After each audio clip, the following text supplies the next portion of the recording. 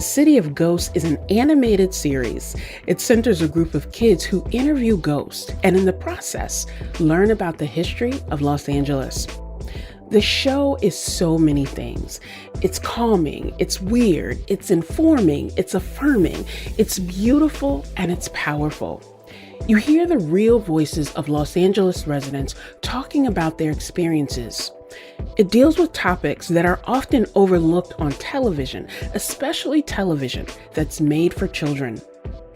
One episode talks about the Tongva, the native peoples who have survived in Los Angeles through colonization. We start every episode with a map of our city, one with all the names and places we know. But who came up with those names? And were there other names before them? Another episode touches on gentrification. They redesigned the park and put a big fence up, and the drum circle had to go away. But that park is the heartbeat of the community. That park is the heartbeat. And another looks at the U.S. government's incarceration of Japanese Americans during World War II. I hated history because when we get to World War II, I just felt that discrimination, like we were the perpetrators. This is Disrupted. I'm Kalila Brown-Dean. This hour, we're talking about television, whose stories are told, and by whom. Later, we'll talk about TV shows that center Black characters. But up first, we talk with Elizabeth Ito. She's a writer, director, and storyboard artist in the animation industry. She's worked on the popular animated show Adventure Time and is creator of the Peabody Award-winning City of Ghosts. It's currently available on Netflix. Elizabeth, it's wonderful to have you on Disrupted. Thank you so much for having me. I really appreciate you inviting me. Yeah, but before we talk about the particular shows that you have created and worked on, I'm curious about animation. Like, how did you discover that animation was the art form that you were connected to or that you wanted to explore? What was that connection? Well, since I was really little, I always really liked to draw. And I also was really into, I don't know, just music and a lot of creative things. And then as I got older, I was just trying to figure out, what's a job that you can do with that with that art? Because when you tell your parents, like, I want to be an artist, I mean, my parents were really understanding, and they were kind of like, well, what kind of artist do you want to be? So then when I was in 11th grade, I went to this state program here in California called CISA. That's California State Summer School for the Arts. And I had applied for it for animation because they didn't have that at my high school as like a thing you could take. And it was amazing. Like, I think it was just one of those things where, I mean, I don't know, maybe it's just because I was also a teenager, but you just sort of realize, like, this media is like combining everything that I like. Like, it combines the ability to like have rhythm and music and film and drawing and all of that. All in the same package. So that's pretty much, yeah, how I found it. The beauty of art is what you just communicated, that art can encompass all these emotions and interests and feelings. It can engage us in ways that are direct and indirect. It's why I think having art in all its forms available to students is so critical, especially as they are defining their interest. But one piece of your art that I think is also so critical here in this moment is thinking about representation and the ways that you as a storyteller have the opportunity to tell stories in different ways, to bring together different voices and really highlight the diversity of those stories. Talk to us about Adventure Time, which was this crazy popular animated series on Cartoon Network and tapped into representation in all different kinds of ways, but also helped introduce us to you as a creator. Talk about that show. Yeah, I'm so stoked that Adventure Time was the phenomenon that it was, because I've known Penn since we were in school together. He created Adventure Time, and it had just sort of all the things that I like about Penn's work, where it's really playful, obviously, but it's also just like grounded in something. So I came to that because I had actually just like lost my job at another place because it's long story short, the studio kind of collapsed in a short amount of time, and Penn had heard that I needed a job, so uh, he invited me to try out to be a storyboard artist on the show, um, and within the life of Adventure Time, I was a storyboard artist at one point, and then I came back as the director.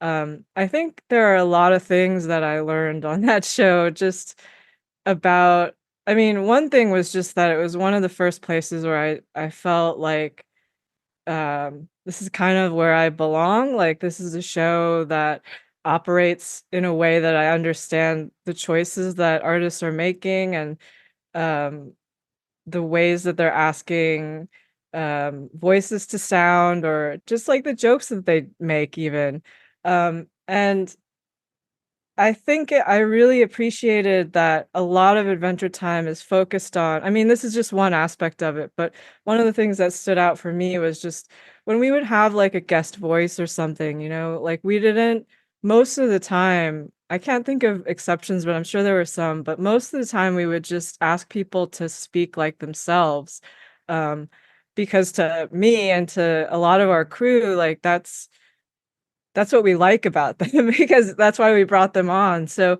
I think that's just something that continued for me and it sort of, like, stretches out to things that include, like, not only, like, the sound of your voice, but, like, the way that you talk, the things that you talk about, and I think all of that is just, like, incredibly important when it comes to representing anybody. That idea of voice and sound and authenticity, we had a conversation with Aisha Roscoe from NPR, who talked about when she became a host, there were people who criticized her sound, criticized her voice, and wanted her to sound like everyone but herself. And to think about how that shows up even in animated series. You mentioned working with your friend Penn, who is Pendleton Ward, the creator of Adventure Time. What you created together, if I'm honest, in some ways felt really subversive. That you were having these authentic voices, telling these stories on a network like Cartoon Network, which was very different in terms of the platform you would expect that. Did you feel like you were kind of, listen, we don't have to be in your face, but we are still going to get across what we intend to do as creators? It's hard for me to speak on it just because I remember at the very beginning, there's just so much that gets thrown at you as to the choices that you have to make and the things that you choose to stick up for versus, like, what you kinda have to let go. And I don't even really remember all of that stuff from the very beginning, and I'm sure Penn doesn't remember all of it either because it's kind of stuff that you have to block out if you wanna keep working. Um, but I do think there were moments where there were certain things that we we felt compelled to fight for because we knew, just even sometimes it's just, like, a word use. I remember there was one for me where it was, like, this is a very specific thing, but there was some note that came back about some characters saying, like, they were preggo.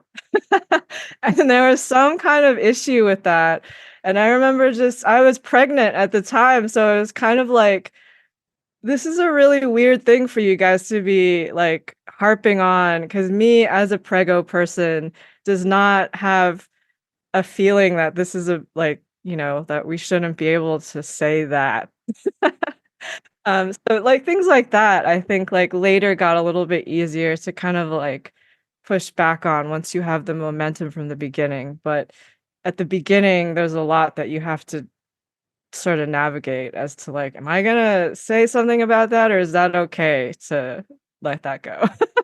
And I imagine too that being a creator in that space where you want the artistic control and you are also navigating what sometimes can feel like competing interest, there's a big responsibility in that and making sure you are true to the integrity of the work and the art, but also, as you said, having to understand certain things aren't worth fighting for in the moment. That's a big responsibility.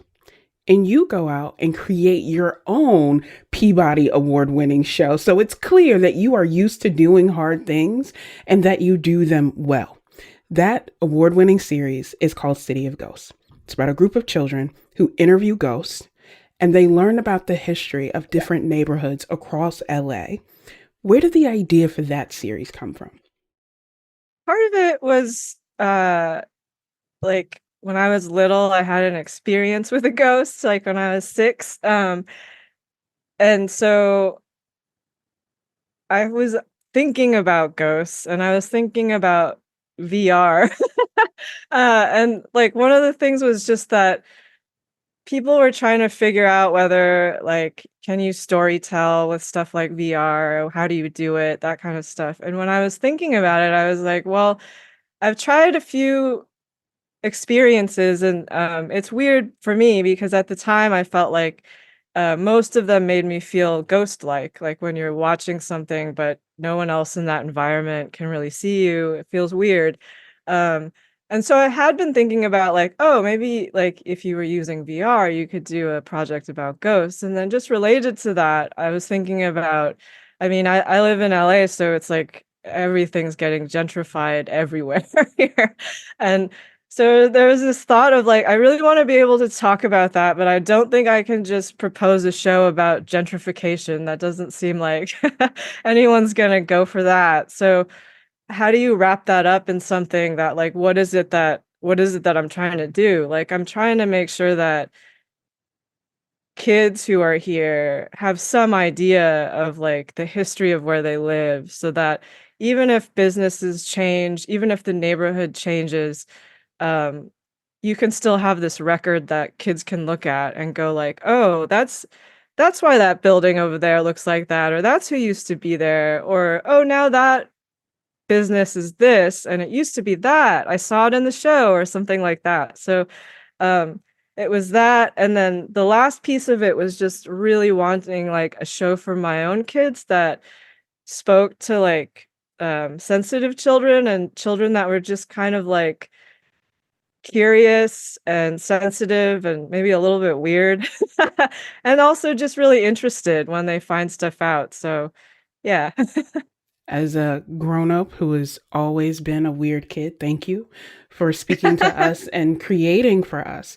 But I think that's the power of what you have created here. There are layers and complexities to this because you are telling real stories, real experience from real people. And that is much different from thinking about the end game of the story you want to tell and then just creating all the pieces. It's much more complicated to do it the way that you do, but it is so much more powerful because with all the development, the displacement that's happening, you are centering people. You are centering real experiences, real identities that get tied in to space and place. Talk to us about that creative choice of this is how I want to tell these stories and not just doing it the easier way or the way that it's usually done. What was that choice for you? I'm still trying to get over what you said because it made me choked up. I was like, yeah, that is what I'm trying to do. Um, I don't know. It was an insane journey. It's like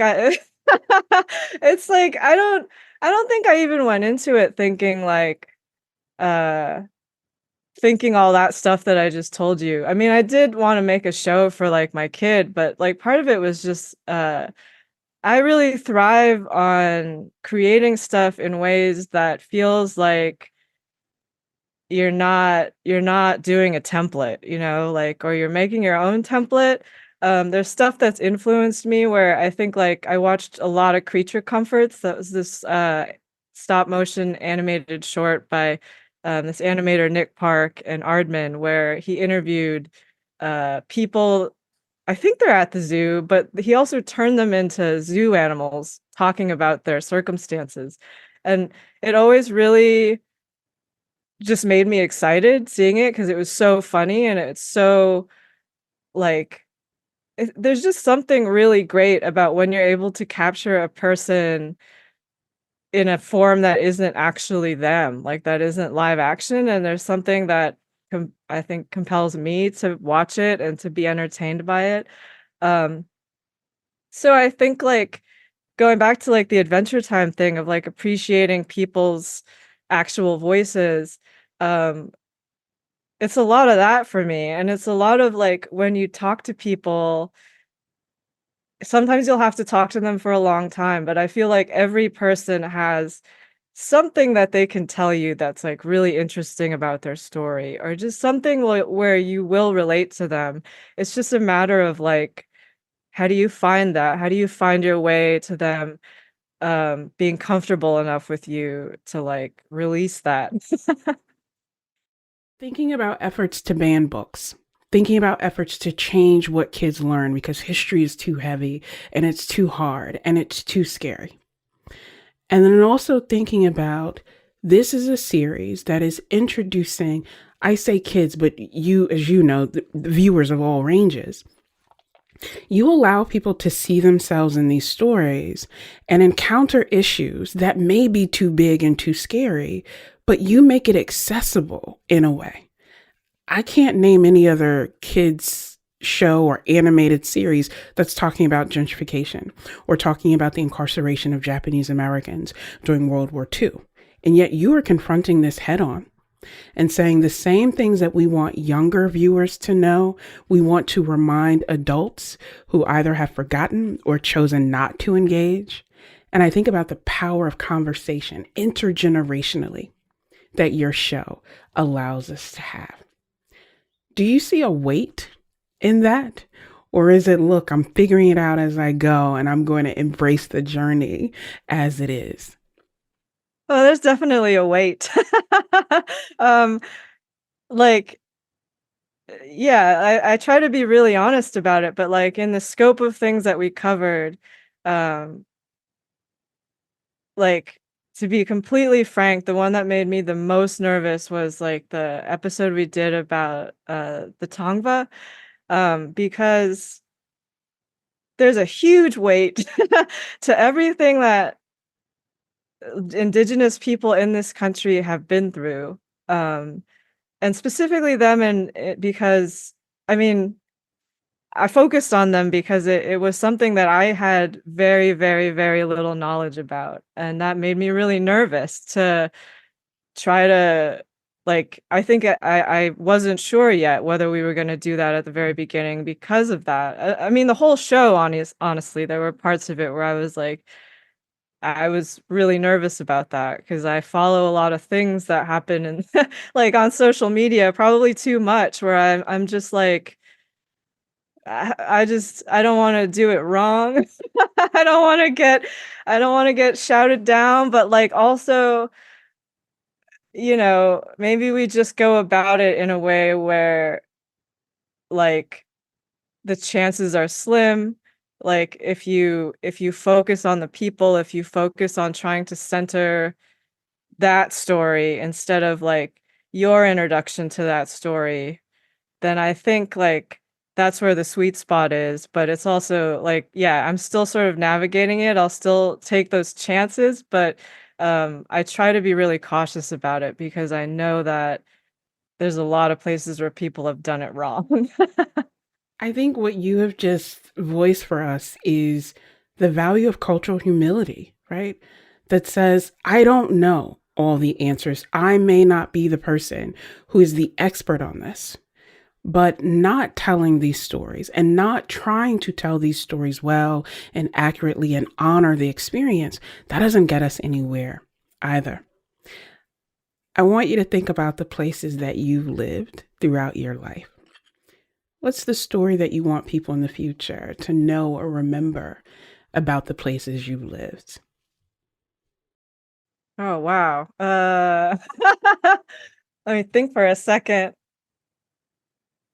I mean, one thing, I guess this is just a really not super it's not superficial, but it is just a thing I remember from my childhood. Like, uh, where my family lives is, like, in the Crenshaw area, so that's kind of, like, South Central adjacent and obviously, like, right next to Leimert Park.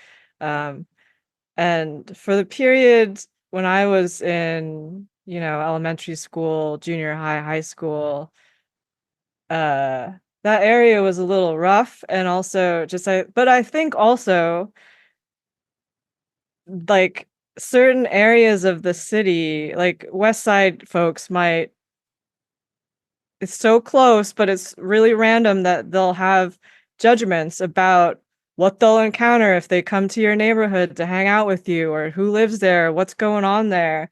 Um, and I don't know, I just hope that in the future there's kind of like uh less closed offedness to like the all of the different communities we have here, where I think it doesn't have to be like that. You could go down there and you could see what it's actually like for yourself. It's not that far.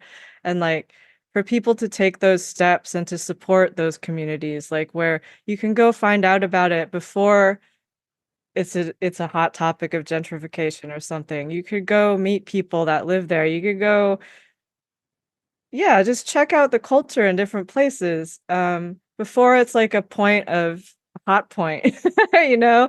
And that could do a lot for our city just to know about that. I think it helps have a collective sense of pride, of understanding, and of connection, and to think about how proximate we are to one another. And yet there seem to be social, political, economic forces that thrive on keeping us separate or making us feel like our interests aren't connected. You and your work deal with a lot of challenging topics, challenging themes. You tackle questions of representation, and animation becomes this sort of thread for the story. I'm curious, as we come to the close of this conversation, what is it that gives you hope? Right now, kids give me a lot of hope. They give me the most hope, I think, because um, they're they're smart. They think outside the box. They know when you're lying and when you're not. Um, there's a lot of things to be hopeless about right now, I think, but anytime that I get to spend time witnessing that, like whether it's going to a classroom and teaching them how to make zines, or just even being around them, like my own kids, but also other people's kids, where they say really funny things. They're like some of the best comedians, uh, like the weirdest, best comedians. But yeah, I'll pick that, children. Here's to curious, weird kids everywhere. May we know them and be them. Elizabeth Ito is a writer, director, and storyboard artist. She's creator of the award-winning series, City of Ghosts. It's currently available on Netflix. Elizabeth, thank you so much for your time. Thank you. Coming up, we hear about the history of Black TV, from Diahann Carroll to Issa Rae. This is Disrupted. Stay with us.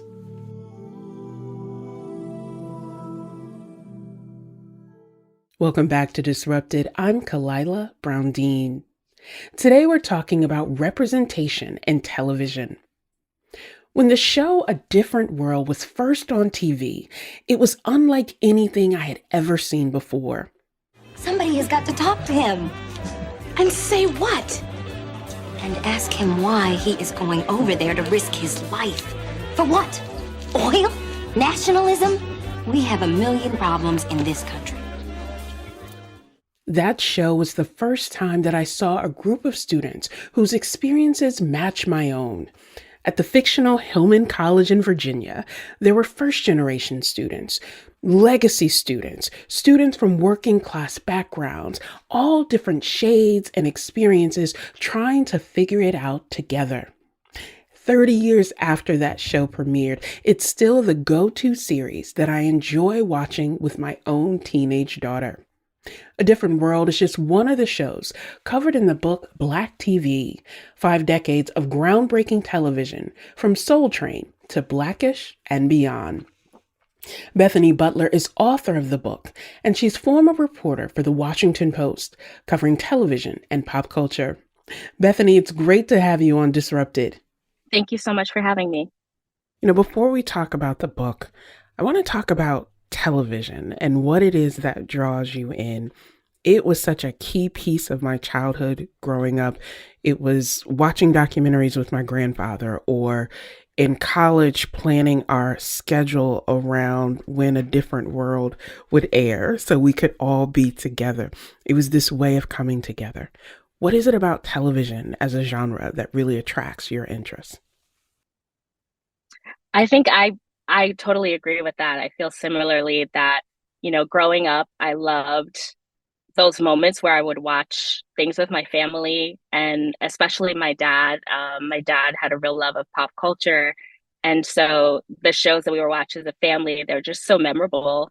And I grew up in the 80s and 90s. And so in that time, there were shows that sort of reflected my experience. And, it's important to see yourself on TV. And I just love the stories that TV can tell. Let's talk about the stories that TV can tell and also the stories that you're telling in your work. Share with our listeners why the decision or the intent to focus on Black TV and what it means for all of these different things that you go through in the book. Yeah, well, I think it's a really interesting time to look at Black television, um, both because of the creators that are working today and the shows that we have now. I'm talking about Issa Rae, Donald Glover, Quinta Brunson of Abbott Elementary. And Black creators are doing really exciting things and telling their own stories, as opposed to sort of the beginning of my book, where we start with Julia, which starred Diahann Carroll. And we know that during the 60s and 70s and even 80s, the writer rooms were mostly white. Let me ask you what may seem like a really basic and naive question. How do you define Black television? Because what you just mentioned were the creators and creatives that we have today who are telling these stories that may not just focus on Black lives and Black realities, but are created by Black people. That is very different from what you mentioned in the past, where it was primarily a room of white writers trying to tell the stories of Black people. So what constitutes Black television as you define it? Yeah, so in my book, I define Black TV as these shows and stories where they center Black people and it's not about sort of the white people around them. So we're not the BFF to the white lead character. And obviously that was a challenge in, starting from the late 60s. There didn't exist at that time, a show that was created by a Black person and who had control over the storytelling. So in those early days, I think I defined Black TV by shows that had a majority Black cast, shows that centered a Black lead. Let's talk about one of those shows that you mentioned a few moments ago, and that is the iconic show Julia, which starred Diahann Carroll, who talent beyond belief in so many different areas. And what it meant for this show that premiered in 1968. I think let's pause there for a moment. 1968, a show that centers a Black woman and all of the other dynamics that come along with that, all the judgments, how difficult it was to do that. Share with our listeners, what is it about that series that made you say, this is where I want to start the book because of all the threads that come together within the show? Julia was the first TV show to center a Black family. As I describe it in the book, this was about Julia, Diahann Carroll's character, and she was a widow raising her son.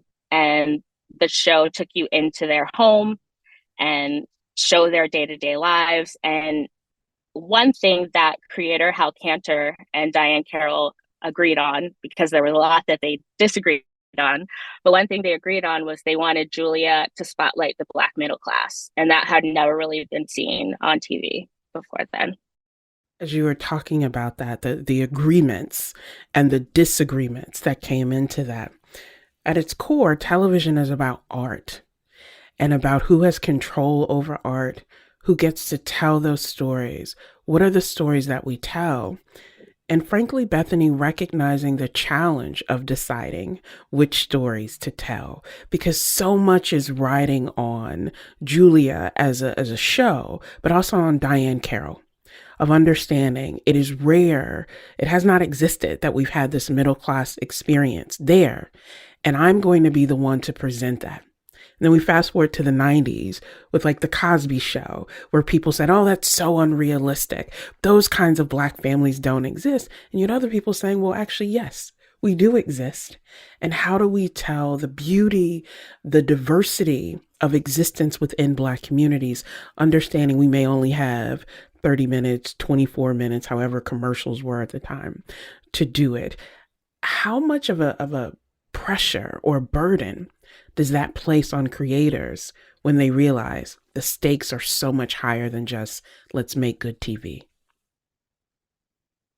It puts so much pressure on creators. And I think Diahann Carroll is an example of how much pressure it puts on talent as well, talent and creatives, writers. Diahann Carroll felt such a responsibility to Black people. She knew that as the first to take this on. She even said that it would be so transformative for Black children. She was aware that just the idea of a Black child tuning in and seeing her would be so mental.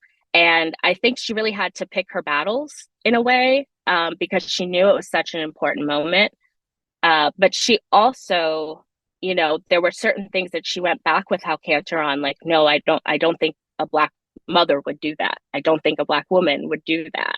And they didn't always agree. And ultimately, Hal Kanter was the one in power. But I think that that's part of Diahann Carroll's legacy, that she took that role on. She understood how important it was. And I think we've seen the talent and writers and creators that came after her have done the same thing. They have to pick their battles with the network. They have to decide sort of what they're going to fight for. And I think with every show, there's a progression. And so none of these shows exist in a vacuum. I feel like every single one is important and a stepping stone to where we are now. What I also appreciate about the nuance that you introduce in this book and the context that you introduce for us to consider is that for many actors and creators, it isn't this either or. Either I'm presenting myself as a Black actor or actress, or I just want to be seen as an actor. That it's really a negotiation that, let's be honest, gender plays into it in many ways. Proximity to power plays into it. And I want to lift this piece from your book where you're talking about Flip Wilson, the great comedian Flip Wilson. And you said, Wilson decided early on in his career that his act didn't need to be political. Talk to us more about that decision in the context of Flip Wilson, but others who are navigating, am I going to be political or not? Yeah, I think the really interesting thing about Flip Wilson is, he was completely, or not completely, but he was unknown to sort of white America, middle America, until the mid 60s when Red Fox appeared on the Johnny Carson show and was asked, who's the hottest comedian working now? And he cited Flip Wilson. And Flip Wilson was on that show within weeks or within months. And then ultimately he became even a guest host for it.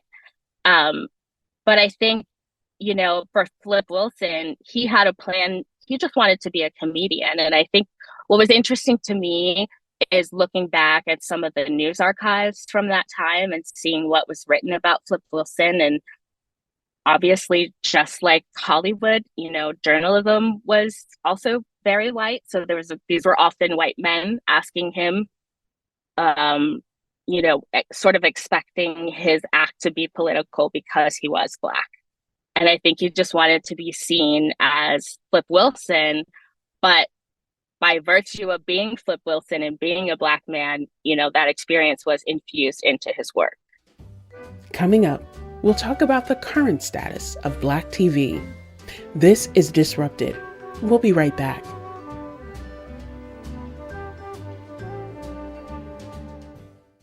Welcome back to Disrupted. I'm Kalila Brown Dean. This hour, we're talking about representation in television. We've been speaking with Bethany Butler, author of Black TV, 5 decades of groundbreaking television from Soul Train to Blackish and beyond. This episode originally aired back in February of 2024. The conversation happened just weeks after actor Marla Gibbs appeared on stage at the January Emmys. We'll return to that part of the conversation in a bit, but first, I want to focus on my conversation about legendary television writer and producer Norman Lear. Lear was born in New Haven, grew up in Hartford, and passed away in December of 2023. Bethany's book talks about many of the shows that Lear worked on, like Sanford and Son. You mean to tell me you want me to be sick just because you're sick? Yeah, I don't want to suffer all by myself. A family that's sick together sticks together. And the Jeffersons. What's this going to be, a new fight or an old one? Your mother is coming to dinner. It's an old one. Lear's shows were very popular, but there were people who criticized them. Some of that criticism centered on stories that the shows told, and also the fact that many of the people working behind the camera were white. Ask Bethany about Lear's legacy. Yeah, I think, you'd be hard-pressed to find anyone in Hollywood who doesn't adore Norman Lear. I mean, his legacy was so powerful and important.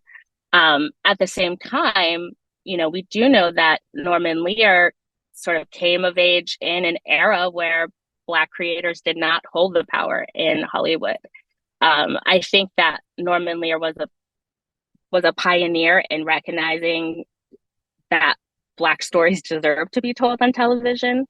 Obviously, there was a lot of criticism about how those stories were presented. As you said, most of the writers, if not all of them, were white. And, he took an important step. But he was criticized for stereotypical storylines and characters.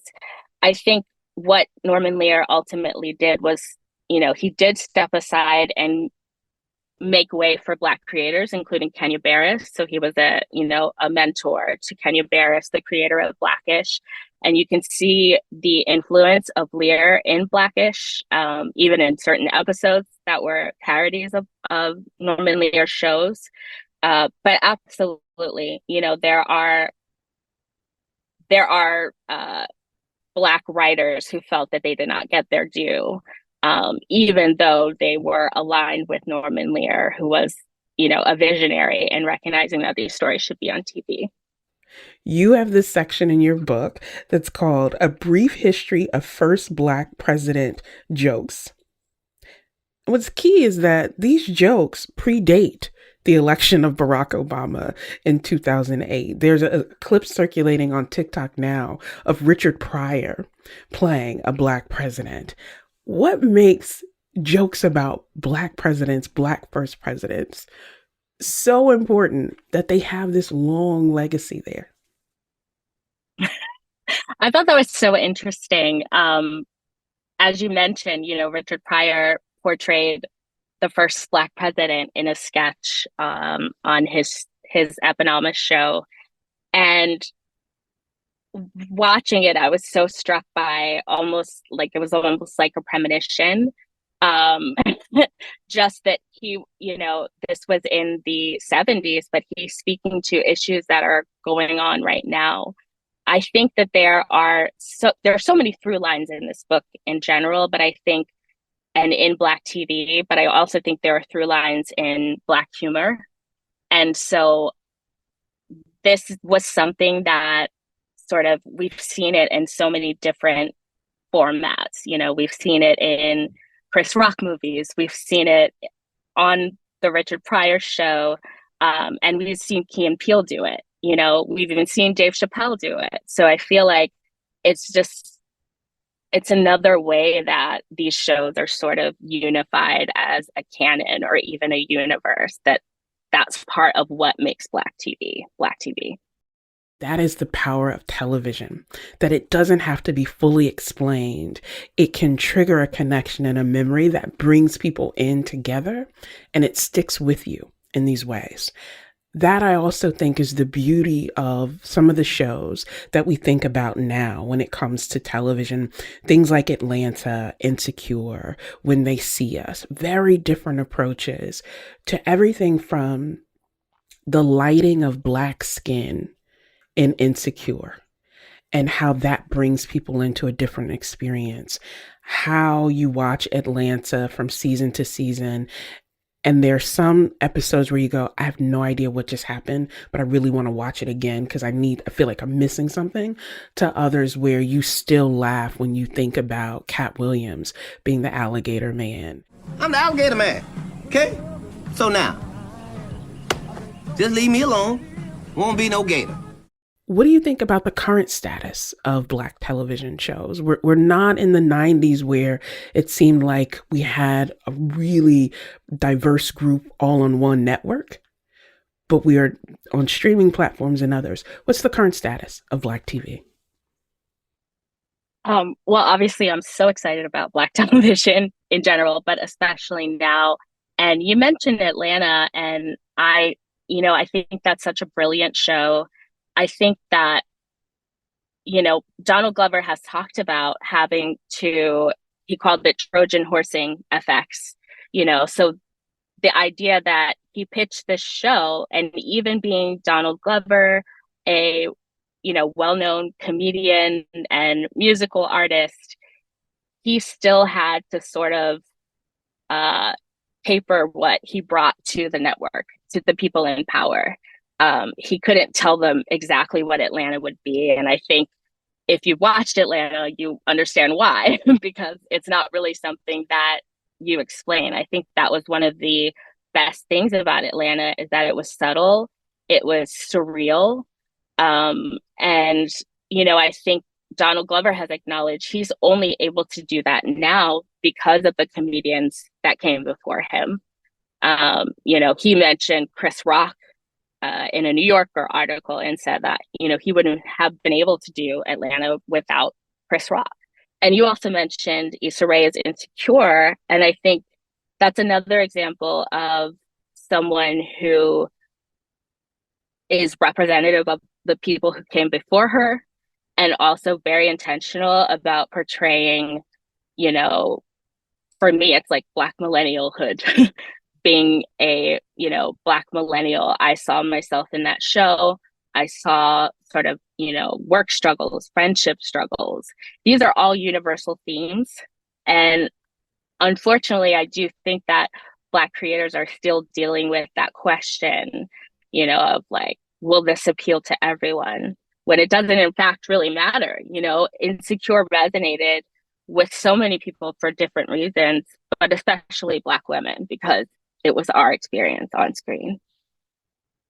What I keep hearing come up in your work, Bethany, is this connection of acknowledgement of the past, acknowledge of the history and the lineage that these newer shows come into. And you had an article where you talk about this in the Washington Post. And you say, we're in a golden age of Black television.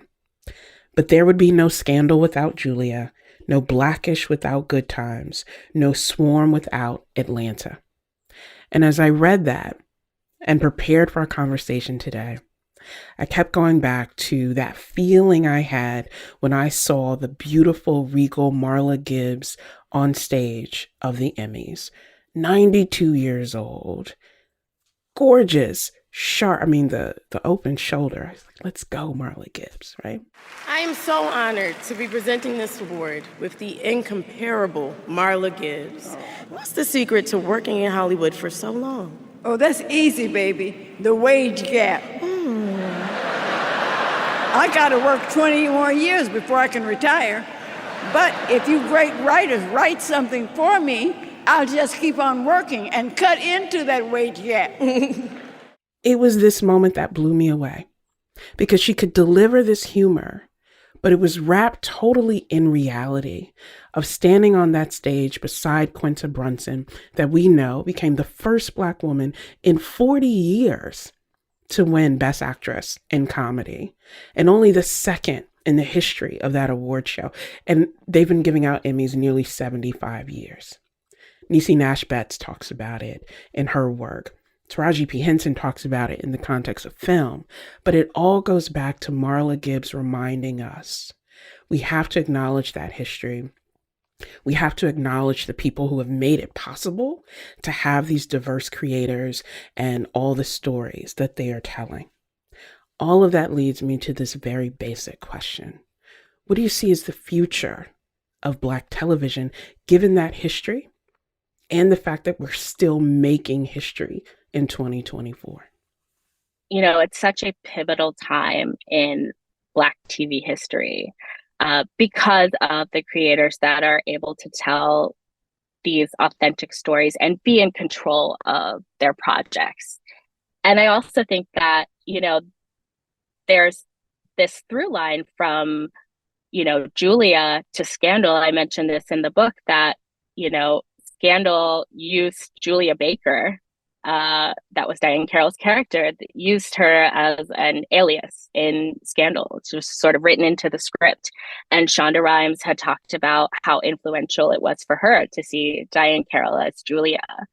And so, you know, every show is connected really throughout the entire history of Black TV. And I think that will continue. And I think that it's so important that we are starting to see these moments at, you know, the Emmys, which is, you know, the Emmys convey prestige. They are an institution in Hollywood, and people recognize when, you know, stars attend them, when they're on stage. And so to see Marla Gibbs with Quinta Brunson and acknowledging that connection, you know, it's so important. Thinking about Marla Gibbs as an actress, thinking about her legacy, thinking about the legacy that her granddaughter, Sonia Winton, who is this amazing writer, director, producer, creative, that she is charting a path. And how at the core of it is this love of Black people, of Black experiences, and an acknowledgement of telling those stories.